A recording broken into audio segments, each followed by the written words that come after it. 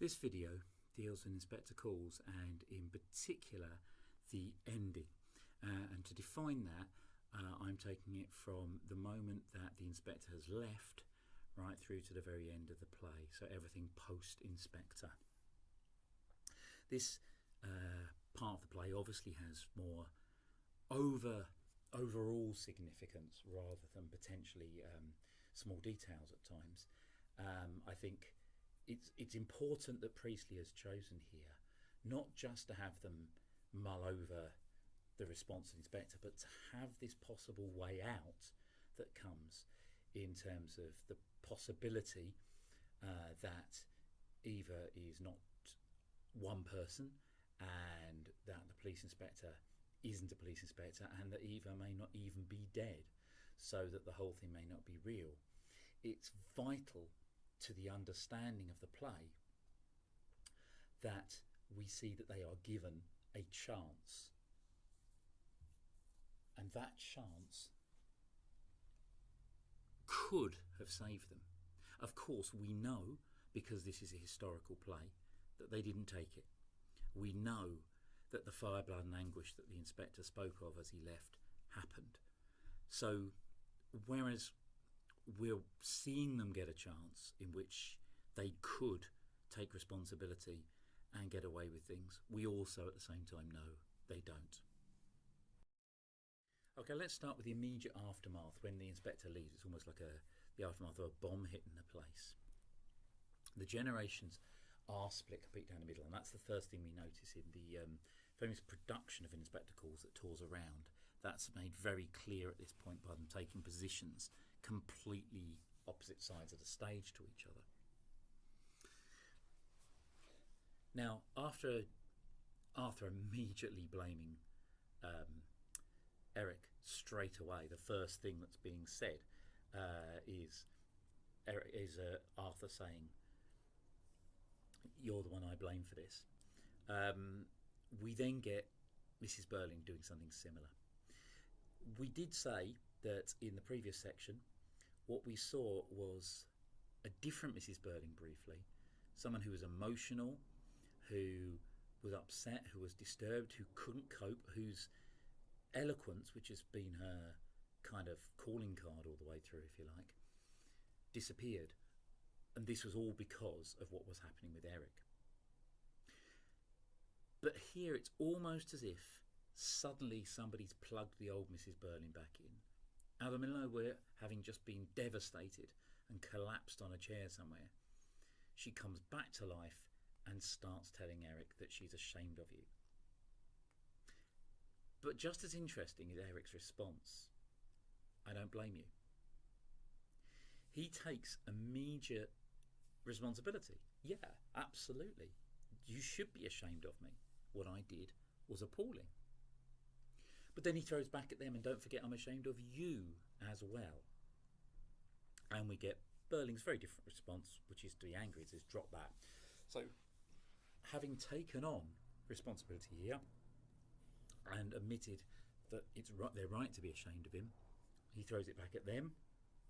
And we see Burling's reaction completely the opposite, which sets up not only the difference in the generations, but also the almost childish response, really, of Burling and therefore the older generation. He follows it up by claiming there's every excuse for what they did, and it just turned out unfortunately, which is almost mind-blowingly ridiculous. And a slight rewriting of history and of what's being said after having offered thousands just a few minutes ago.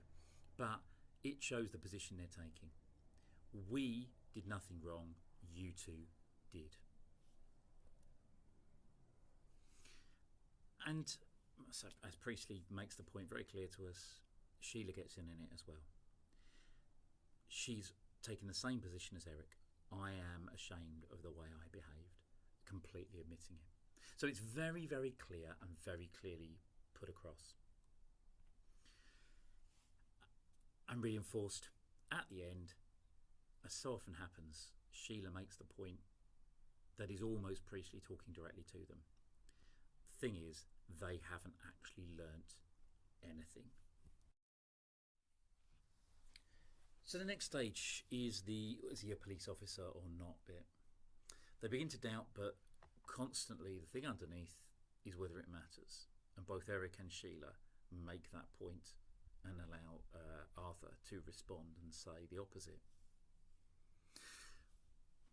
Sheila is the first person to bring up this idea of him not being a police officer, but of course she anticipates it with, it doesn't actually matter after what's happened.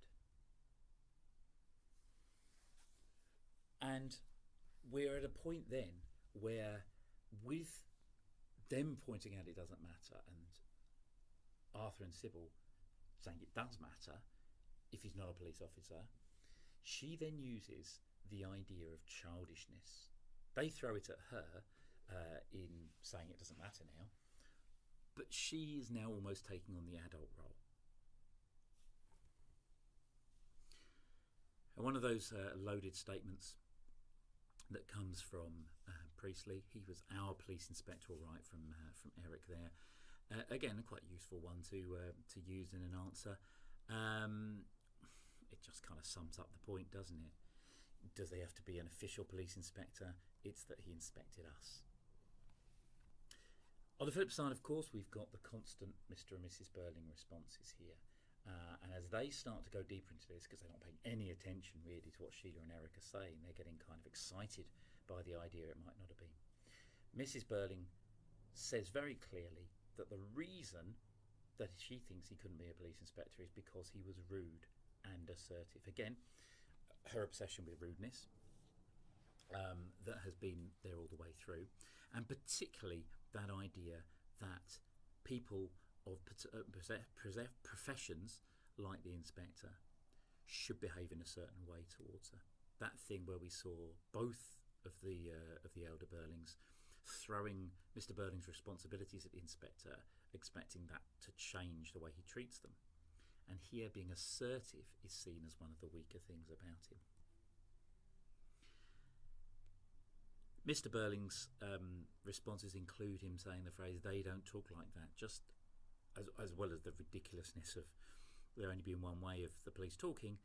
They also creates that idea of them being a separate species, a separate group to him. And he throws in the idea that this guy, whoever he was prejudiced from the start, using that against him, even though his wife just admitted to being prejudiced a short time ago, quite openly against Eva, and he backed her up. So again, another example of being able to use one thing against somebody themselves, but when it's used against them, it's a different matter. And to conclude this section here, we get the third example in the play of Mrs. Burling showing her feelings about the gender gap and the very traditional way in which she looks at men. Where here, having gone through all of this, she thinks, right, we need to do something here, and she just expects immediately that Arthur is going to sort it out. Be quiet so your father can decide what to do. And she looks expecting at him. So she genuinely believes that because he is the man, he will sort this out. Of course, comically, we get Burling stammering around in response to this, saying, now, we have to think about this now. And he's saved by Gerald ringing the door. And this is the next bit, Gerald returning. And Gerald's return, very, very important in the play. When we saw him leave before, what we saw was a man who was shattered, really, by what he'd done. He was moving very much towards Sheila's way of thinking. He understood what she was saying to him about why they couldn't be engaged anymore. When Mrs. Burling said, I think we've just about come to the end of this wretched business, he just stopped on and said, no, I don't think you have. He seemed to understand, but now having gone out and met a policeman and realised that Inspector Gould wasn't a real police officer, he comes back and he is now aligned with the Burlings.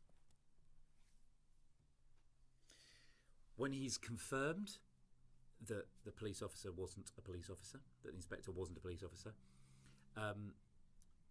Arthur makes that statement that's completely the opposite to what we've just seen from Sheila. That not only does it make a difference, it makes all the difference. And Gerald backs him up, saying, of course, you are right, a bit like he does earlier in the play. Leading Sheila to use a sarcastic response, so I suppose we're all nice people now. Interesting, she's going for the nice bit, the moral aspect of it. Mrs. Burling starts to rewrite history. I was the only one who didn't give in to him. Again, you can see this is just a part of her idea of who she is. I am the person who was strong. I am the person who doesn't give in. While at the same time, Eric then can throw back at them, again, pretty much what Priestley's trying to get us to understand. It doesn't matter who you told it to, it's still the same story. This point that they did what they did. Their actions were the same, even if the consequences may be different. Arthur's response does show you where he is on this. They won't try to understand the difference between how it comes out. So it's very clear. It's the moral aspect. It's the same rotten story. We're nice people now, I suppose, coming from Sheila and Eric. And the consequences coming from Burling. Coming out in private and a public scandal. Leading to another one of those Priestley lines that's very easy to use. He inspected us all right, even though he wasn't an inspector. So that takes us to the very ending, where their chance for redemption is totally lost. Having gone through all the possibilities of what might have happened, what might not have happened, how it might not have been the same person, we get to this absolutely key line from Sheila, which essentially is her summing up what Priestley's trying to say to us. Everything we said had happened really had happened. If it didn't end tragically, it's lucky. And that's his point. That's what essentially is the chance for redemption. If they accept that and they all take that on, the girl doesn't die at the end. They just understand they were lucky it didn't happen and they need to change. But instead we get Burling not only not taking it on board, but turning it into a joke. Actually doing an imitation of the inspector in his final speech. Sheila throws back at them just to check. There's nothing to be sorry for then. There's nothing to learn. Says, why can't we carry on? We can all carry on as normal, can we? And it's Mrs. Burling, in one of her last statements of the play, who says, why shouldn't we carry on as we did before? It's again very, very distinct and obvious. Gerald throws it back at the ring. In fact, it's actually worth noticing that Burling says it first. Burling is the first one who says, you better get that ring back from Gerald, before he throws it again at her. This idea of setting everything up, which of course ignores the fact, or accepts the fact, that Gerald still did everything that he did. There's no change there whatsoever. So everything that Sheila said when she gave back the ring still applies. So that understanding that Gerald had there is completely gone now. He's made his choice and he's chosen to go down the line of the Burlings.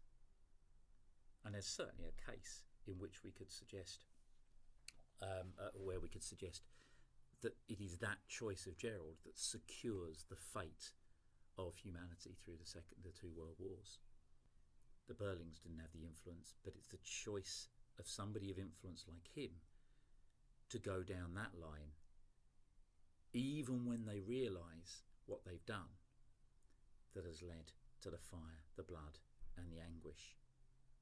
And that's where we come back to that imitation of the inspector, followed up there next to it, as I put out, with what Sheila says, where both of them actually refer to the inspector's final speech.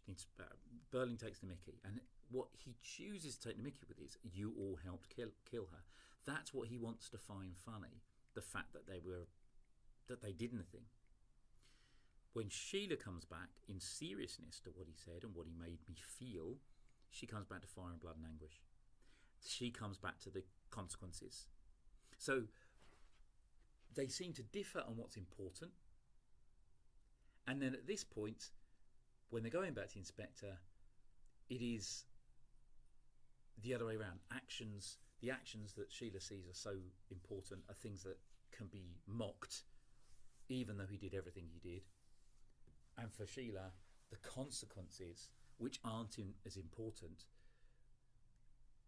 of their punishment and public scandal and all of that idea, is only important in terms of the long-term consequences, what will happen to humanity. I know there's a lot of theoretical stuff in there, but hopefully that helps quite a bit. Especially to go to the final conclusion of the famous generation who know it all. The summary of how they look down on those beneath them, but they're the people who are going to die because of this.